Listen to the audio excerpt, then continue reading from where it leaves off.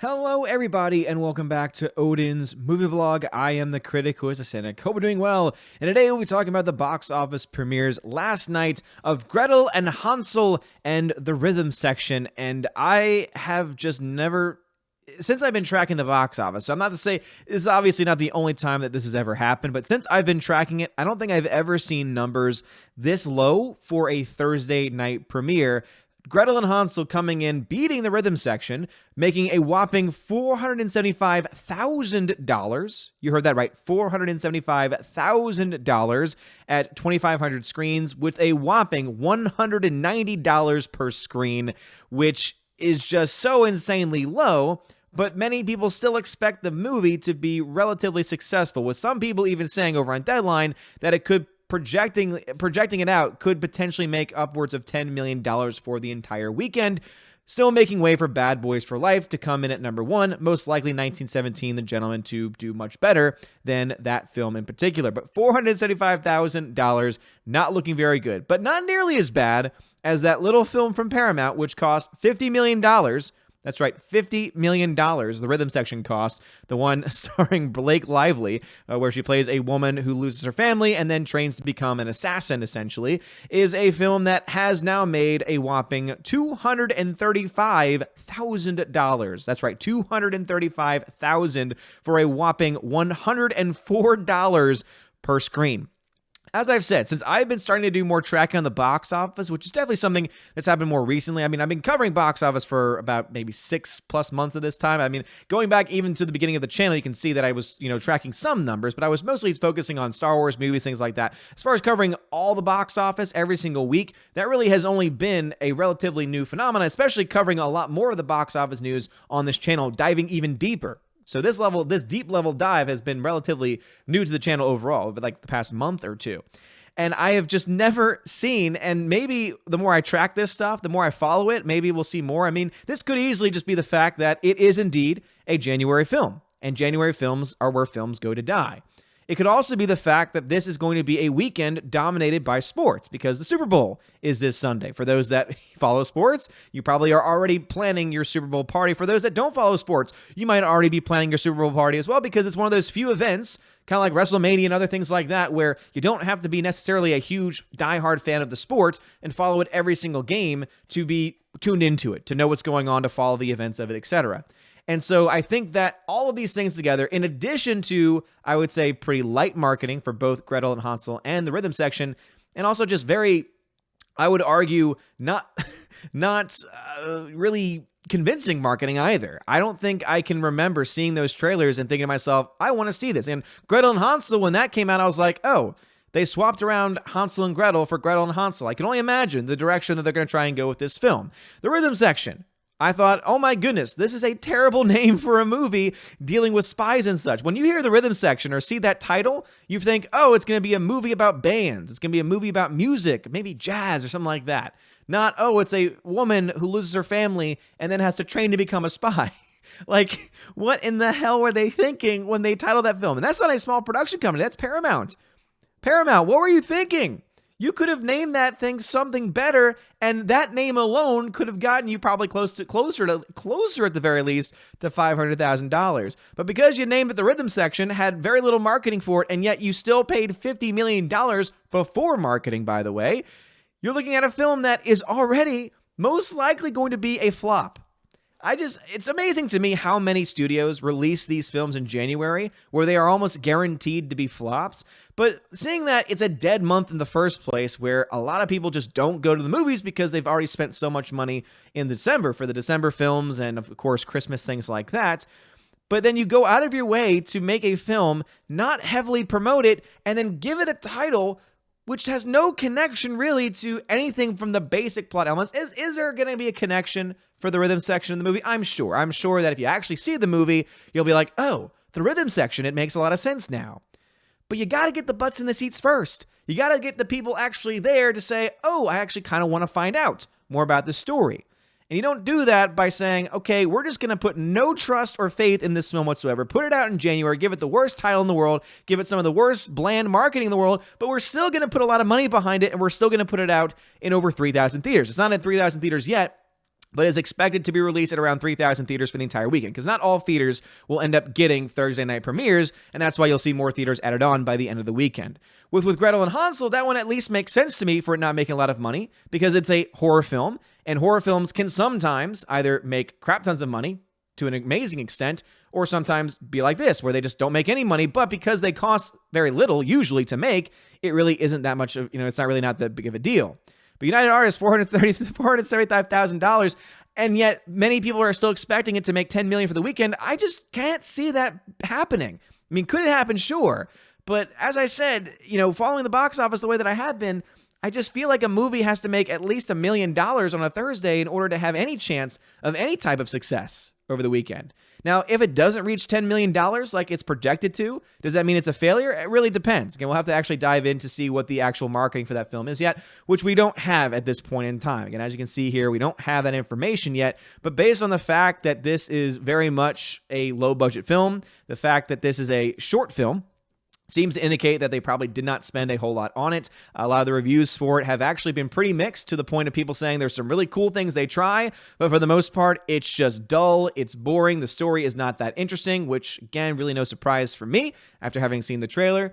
But also that they obviously did not want to put a lot of money behind this film, because apparently some of the effects are not that great either. So that tells me that this is probably going to be a film that cost around $10 million or so to actually make before you look into the marketing, which means the film overall will probably cost upwards of $15 million or so. Rhythm Section, on the other hand, this film production-wise costs $50 million, meaning that the film costs $75 million, assuming a regular marketing campaign, which we can at the very least say most likely cat, because, again, I saw this trailer several times. But $75 million, you make $235,000 in a Thursday, that's not looking good. In addition to that, you've got some other bigger films that are just falling off by the wayside. Again, you have freaking Star Wars Rise of Skywalker beating the Rhythm Section, after it's been out now for 49 days, or 42 days rather, which I would say is somewhat impressive, except, it's a Star Wars movie and it shouldn't be doing this poorly, making a whopping $404,000 on a Thursday. Thursday is normally when you see the number uptick a little bit, because people go to the movies, tend to go more to the movies on Thursdays. So I find that interesting that it's not doing nearly as well, where Jumanji: The Next Level actually did better on its Thursday than, so you see this right here, year to date. So this is talking about the day-to-day performance. So it did 5% or so better than the previous day, where Star Wars did 4% worse. And so this kind of uptick of 5% makes a lot more sense to me, because of the fact that you have this kind of change happening.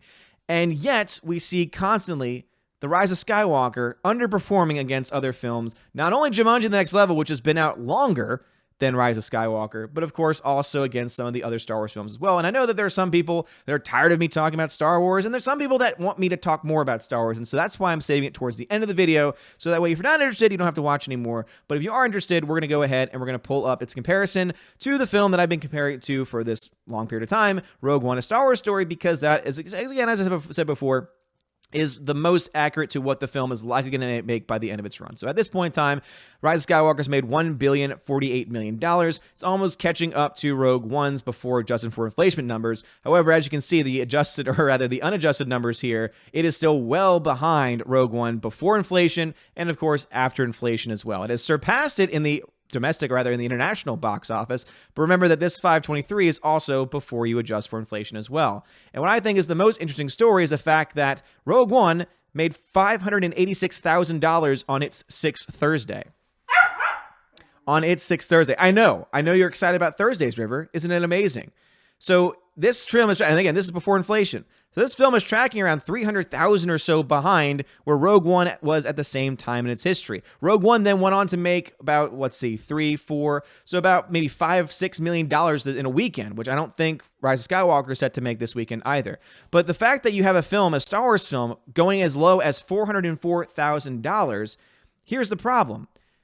For a film to get to that level, that did not happen to Rogue One until its seventh Monday. But remember that this is before inflation, meaning that it probably would be around $400,000 or so, but it would have dropped to that point until, again, around its sixth week. So it seems to me, based on these numbers and these comparisons, that we have a film tracking about a week behind, meaning that we had a run for Rogue One of about 10 weeks I would assume that Rise of Skywalker might only get 9 weeks of a run.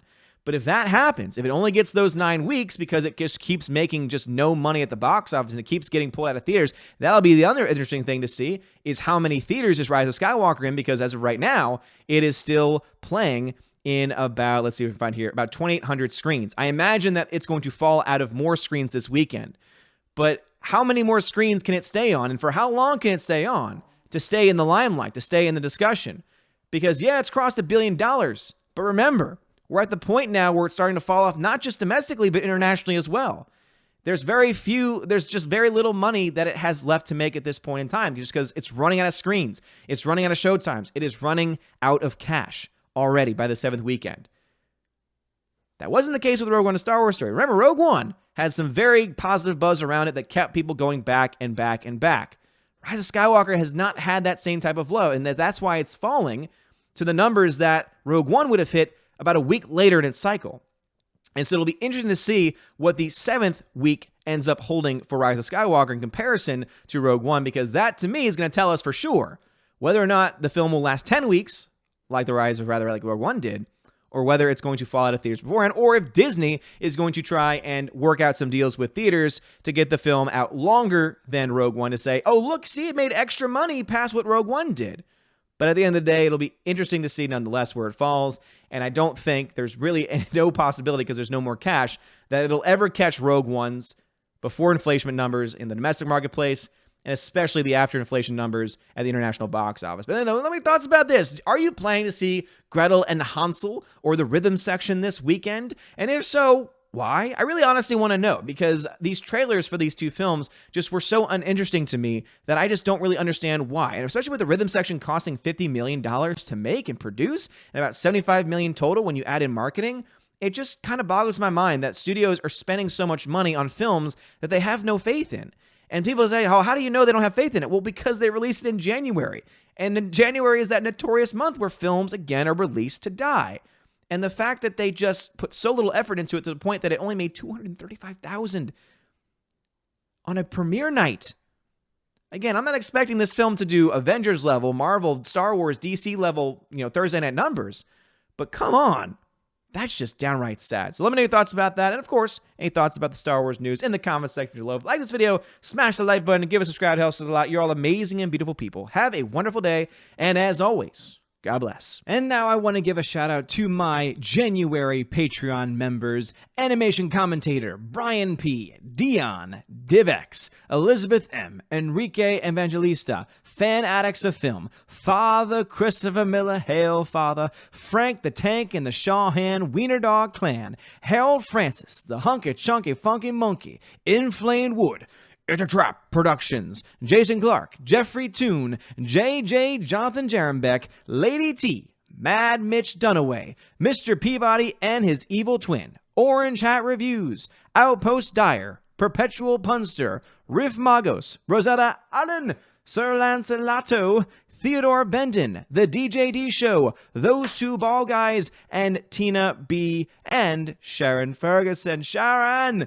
Thank you so much for being Patreon members. And of course, to my Subscribe Star peeps, Larry, Mr. Roy, Glinzer, G2 Cool 99, Darkstar 57, J. Alex McCarthy Jr., US 888209 Fast, Dean Heiss, Harold Francis, J-Rod the Beer Guru, Nevalan G. Adams, and ZK Man. Thank you so much for supporting me this month. You guys freaking rock. And a special new shout out to Jeff Lebowski and Steve Glasker. And a shout out to Robert Revo and Kenneth Cameo. God bless.